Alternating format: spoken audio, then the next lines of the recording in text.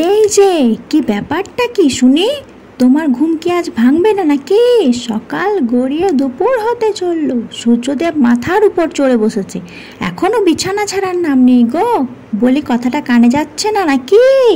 বাপরে বাপরে বাপরে বাপরে বাপরে বাপ, তোমার জ্বালায় দেখতে পাচ্ছি শান্তিতে একটু ঘুমোতেও পারবো না। সকাল সকাল এত চেঁচাচ্ছ যে চালে চিলকাপ বুঝতে পারবে না। কাজ না পেলে করবোটা কি শুনি? হ্যাঁ হ্যাঁ, বাড়িতে বসে থাকলেই তোমার পায়ে কাজ এসে লুটোপুটি করবে তো। আরে যাচ্ছি যাচ্ছি, আর থাকবো না এই বাড়িতে, চলে যাবো যেদিকে দু চোখ যায়। থাকো তুমি, যেদিন অনেক টাকা পাবো সেদিন বাড়ি আসবো। হ্যাঁ হ্যাঁ, তাই যাও, তোমার দৌড় আমার জানা আছে। ধুর ধুর, এই বাড়িতে বা থাকা যায় নাকি? চলেই যাবো, শান্তিতে থাকতে তো পারবো। এ বাবা, হাঁটতে হাঁটতে তো অনেক দূর চলে এলাম, খিদেও পেয়েছে, তেষ্টায় গলা আমার ফেটে যাচ্ছে। কি যে করি, পাও আর যে চলছে না, অন্ধকার নেমে আসছে। আর একই, আমি তো হাঁটতে হাঁটতে জঙ্গলের ভিতরে চলে এসেছি। এবার কি হবে? হে ভগবান, নির্ঘাত আমি এবার বাঘের পেটে যাবো গো। যাই, আগে ওই গাছটার নিচে বসে একটু জিরিয়ে নিই। বউয়ের উপর রাগ করে বাড়ি ছেড়ে না আসলেই বোধহয় ভালো হতো গো।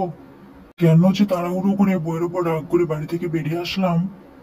যাই, গাছটার নিচে আগে তো একটু বসি। আর যেন পা চলছে না, সে সকাল থেকে হাঁটছি আমি।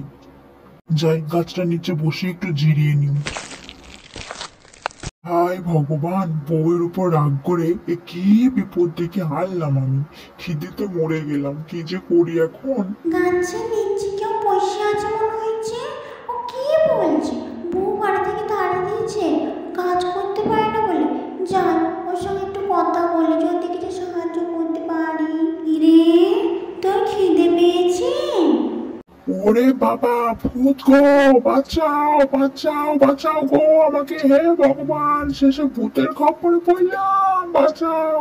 ওরে চুপ কর চুপ কর, ভয় পাসনি, আমি তোর কোনো ক্ষতি করবো না রে। আমি তোর সব কথা শুনেছি। জানিস, তোর মতো আমারও খুব দুঃখ ছিল। আমিও কোনো কাজ করতে পারতাম না বলে আমার বর আমাকে মারধর করে বাড়ি থেকে তাড়িয়ে দেয়।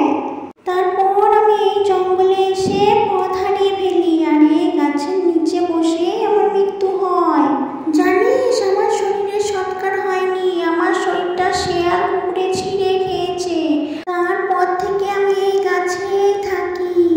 অনেক দিন পর একটা মানুষ দেখলাম রে। তোরও তো আমার মতোই কষ্ট, তাই তোকে সাহায্য করতে এলাম। এই নে, এই ভ্যাকুয়াম ক্লিনারটা, তুই যখন যা চাইবি তখন তাই পাবি।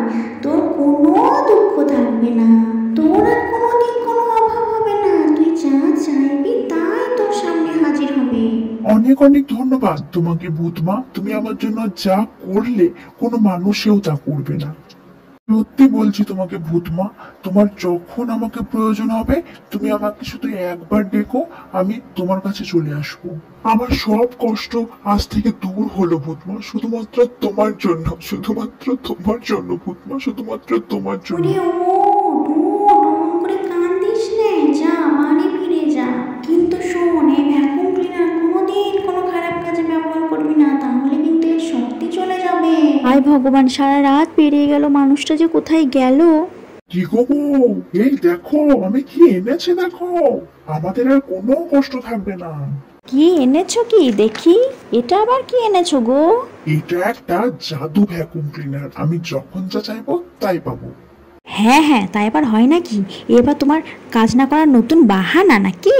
হ্যাঁ গো, আমি সত্যি বলছি, দেখো। ও মা, তাই তো, এটা কোথায় পেলে তুমি? পরে বলছি, আগে আমাকে খেতে দাও।